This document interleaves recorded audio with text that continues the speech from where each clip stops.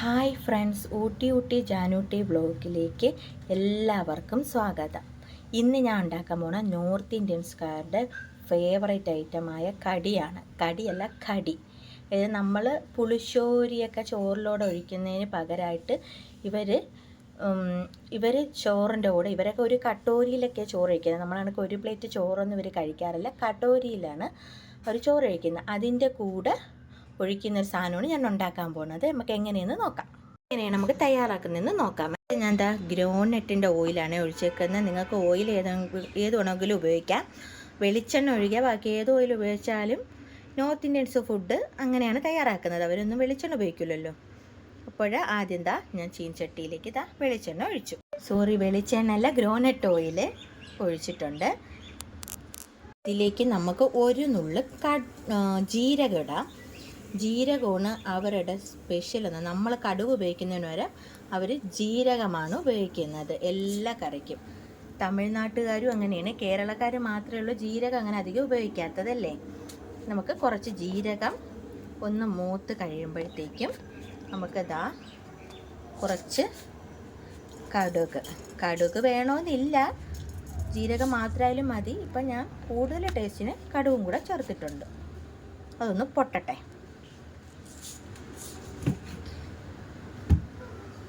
നന്നായി പൊട്ടിയിട്ട് ഒരു ചെറിയൊരു വറ്റമുളക് ഇട്ടെടുക്കുന്നുണ്ട്. അത് കഴിഞ്ഞ് നമ്മൾ ഉള്ളി ചെറുതായിട്ട് അരിഞ്ഞ സവോള, അത് ഒരു ചെറിയൊരു ഉള്ളി മതി കേട്ടോ. അത് നന്നായിട്ട് കൊത്തി അരിഞ്ഞത് അതിലേക്ക് ഇട്ട് കൊടുക്കാം.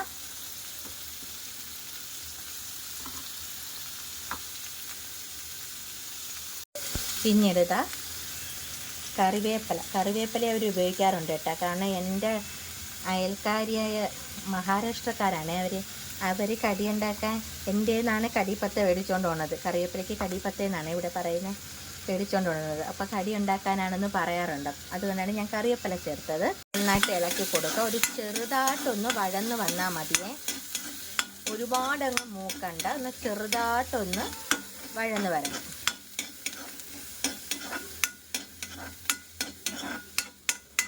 ഉപ്പിട്ട് കൊടുത്താൽ അതിപ്പം, കാരണം അത് ഈ ഉള്ളിയിലേക്ക് ഉപ്പ് പിടിക്കാൻ വേണ്ടിയാണ് ഒരു നുള്ളു ഉപ്പ് ഇട്ട് കൊടുത്തത്. ഇത് നന്നായിട്ട് ഇളക്കി കൊടുക്കുക. ഇതിലേക്ക് ഞാൻ കുറച്ച് മുളക് പൊടി ഇട്ട് കൊടുക്കുന്നുണ്ട്, കുറച്ച് മല്ലിപ്പൊടി, എല്ലാം കുറച്ച് മതിയേ. ഇത് നന്നായിട്ടൊന്ന് പച്ചമണം മാറുന്നവരെ നമുക്ക് ഇളക്കി കൊടുക്കാം. കുറച്ച് മഞ്ഞൾപ്പൊടി വേണമെങ്കിൽ ചേർത്താൽ മതി. കാരണം നമ്മൾ ഇതിൽ ഉപയോഗിക്കുന്നത് കടലമാവാണ്. കടലമാവിന് തന്നെ നല്ല മഞ്ഞ കളറാണല്ലോ, അതുകൊണ്ടാണ് കുറച്ച് വേണമെങ്കിൽ മഞ്ഞൾപ്പൊടി ഉപയോഗിക്കുക. ഇത് നന്നായിട്ട് പച്ചമണം മാറുന്നത് വരെ നമുക്കൊന്ന് ഇളക്കി കൊടുക്കാം.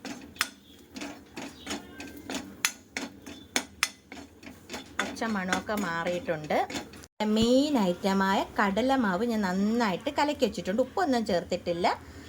നന്നായിട്ട് കുറച്ച് വെള്ളത്തിൽ ഈ ബാറ്ററിൽ വേണം കലക്കിയെടുക്കുക. ഒരുപാട് കുറുകി പോരുത്. ഒരു ഇച്ചിരി കുറച്ച് വെള്ളം ഒഴിച്ചിട്ട് തന്നെ ഇത് ചെയ്യണം. കാണുമ്പോൾ തന്നെ അറിയാമല്ലോ എത്ര ലൂസായിട്ടുണ്ടെന്ന്. ഇത് കാരണം ഇത് തിളയ്ക്കുമ്പോൾ നന്നായിട്ടങ്ങ് കുറുകി വരും. അതുകൊണ്ടാണ് കുറച്ച് വെള്ളത്തിൽ തന്നെ നമ്മളിത് ഇത്രയും വെള്ളം വേണം അതിന്. കുറച്ചും കൂടെ വെള്ളം ഞാൻ അതിനകത്ത് കലക്കി ഒഴിച്ചിട്ടുണ്ട്. ഇതിന് നന്നായിട്ട് നമുക്ക് ഒന്ന് ഇപ്പം തന്നെ നല്ല കട്ടിയായി കേട്ടോ. കട്ടിയായി. ഇത് അടിക്ക് പിടിക്കാതെ നോക്കണം. പെട്ടെന്ന് ഇത് അടിക്ക് പിടിക്കും ഈ കടലമാവ്. അതുകൊണ്ട് നന്നായിട്ട് കുറഞ്ഞ ഫ്ലെയിമിൽ നമ്മൾ നന്നായിട്ട് ഇത് ഇളക്കിക്കൊണ്ടിരിക്കണം. അടിക്ക് പിടിച്ചത് കണ്ടോ. നമ്മൾ നന്നായിട്ട്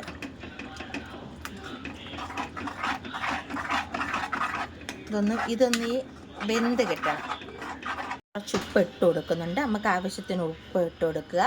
എന്നിട്ട് നന്നായിട്ട് ഇളക്കിക്കൊണ്ടേ ഇരിക്കണേ. ഇങ്ങനെ നന്നായിട്ട് അടിക്ക് പിടിക്കാതെ സൈഡിൽ നിന്നൊക്കെ ഇങ്ങനെ നന്നായിട്ട് ഇളക്കിക്കൊണ്ടേ ഇരിക്കണം. ഇതൊന്ന് ഒരു വേഗുന്നൊരു പരുവാകുമ്പോൾ നമുക്ക് അറിയാൻ പറ്റുമല്ലോ. കുറച്ചും കൂടെ ഒന്ന് വേഗട്ടെ. ഇതുവരെ നമുക്ക് നന്നായിട്ട് അടി കൂട്ടി ചേർത്ത് തന്നെ ഇളക്കണേ. ഇല്ലെങ്കിൽ അതിൻ്റെ ടേസ്റ്റ് മാറിപ്പോവും. ഞാൻ മീഡിയം ഫ്ലെയിമിലാണ് വച്ചേക്കുന്നത്. ഒരിക്കലും ഫ്ലെയിം കൂടാൻ പാടില്ല. ഫ്ലെയിം കൂടിപ്പോയാൽ നമ്മളെ കടിയൊക്കെ കോളായിപ്പോവും.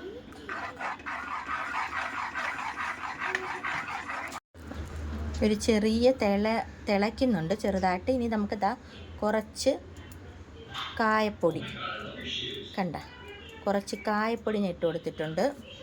ഈ ഒരു ബാറ്ററാണ് നമുക്ക് വേണ്ടത് കേട്ടോ. സംഗതി നന്നായിട്ട് കുറുകി വന്നിട്ടുണ്ട്.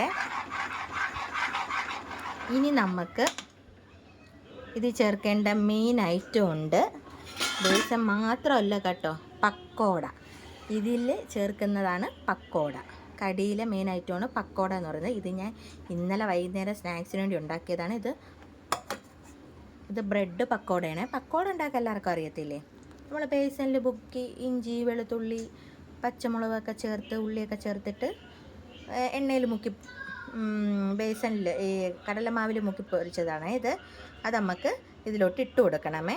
വലിയ പീസാണ്ട് ഞാൻ കുറച്ച് മുറിച്ചാണ് ഇട്ട് കൊടുക്കുന്നത്. ആടങ്ങ് കട്ടിയാവരുത്. ഇതാ ഇത്ര ലൂസാകണം. കുറച്ചും കൂടെ ഞാൻ വെള്ളം ചേർത്തിട്ടുണ്ട്.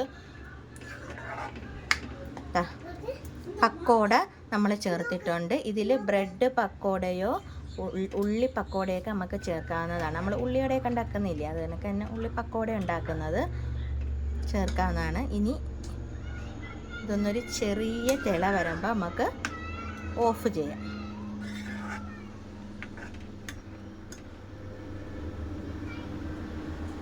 നമുക്ക് ഗ്യാസ് ഓഫ് ചെയ്യാം. ഇനി ഇത് നമ്മൾ നന്നായിട്ട് തണുക്കണം. നന്നായിട്ട് തണുത്തിട്ട് ഇതിൽ നമ്മൾ തൈര് ചേർക്കണം. ലാസ്റ്റ് ഇതിൽ നമ്മൾ നല്ല കട്ട പുളിപ്പുള്ള തൈര് തന്നെ ചേർക്കണം കേട്ടോ. എങ്കിലേ ആ ഒരു ടേസ്റ്റ് കിട്ടും. പുളിപ്പ് കുറഞ്ഞ തൈര് ഉപയോഗിക്കരുത് കേട്ടോ. അപ്പോൾ ആ ടേസ്റ്റ് കുറയും. പുളിപ്പുള്ള തൈര് തന്നെ നമ്മൾ കടിക്ക് ഉപയോഗിക്കണം. ഇതിപ്പോൾ പക്കോട നമുക്ക് പ്രത്യേകിച്ച് വേവിക്കേണ്ട ആവശ്യമില്ല. കാരണം അത് എണ്ണയിൽ പൊരിച്ചെടുത്ത് വെന്ത് വരുമല്ലോ. അതുകൊണ്ട് അതിട്ട് പ്രത്യേകം ഇട്ട് തിളപ്പിക്കേണ്ട ആവശ്യമൊന്നുമില്ല. പക്കോട ജസ്റ്റ് ഒന്ന് ഇട്ട് കൊടുത്താൽ മതി. ഇത് നന്നായിട്ടൊന്ന് തണുക്കട്ടെ. തണുക്കാൻ വയ്ക്കാം. ഒരു 5 മിനിറ്റ് മതിയാവും തണുക്കാനായിട്ട്. അല്ലാതെ തൈര് ഒഴിച്ചാൽ അത് പിരിഞ്ഞു പോകും കേട്ടോ. പാലിൽ പിരിഞ്ഞ പോലെ ആയിപ്പോൾ തൈര് ഒരുമാതിരി പിരിപിരായിരിക്കും. അതുകൊണ്ടാണ് നന്നായിട്ട് തണുത്തിട്ട് നമ്മൾ തൈര് ഒഴിക്കണം. തൊഴിയുടെ കടി ഇവിടെ തണുത്ത് കഴിഞ്ഞു. ഇനി നമുക്കതിലേക്ക് പുളിപ്പ് ഉള്ള തൈര് ചേർക്കുക.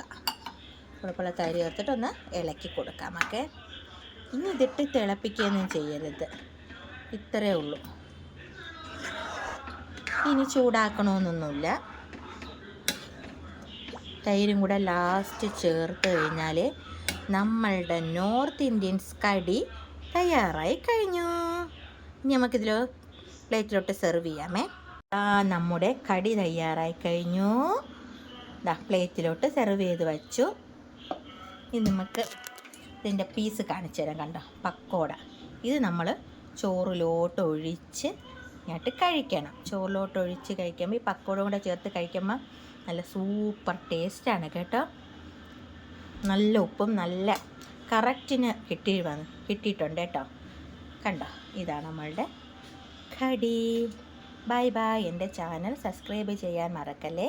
ആദ്യമായി കാണുന്നവരാണെങ്കിൽ സബ്സ്ക്രൈബ് ചെയ്യാനും ലൈക്ക് ചെയ്യാനും ഷെയർ ചെയ്യാനും മറക്കല്ലേ. ബൈ. ഇത്രയേ ഉള്ളൂ വീഡിയോ.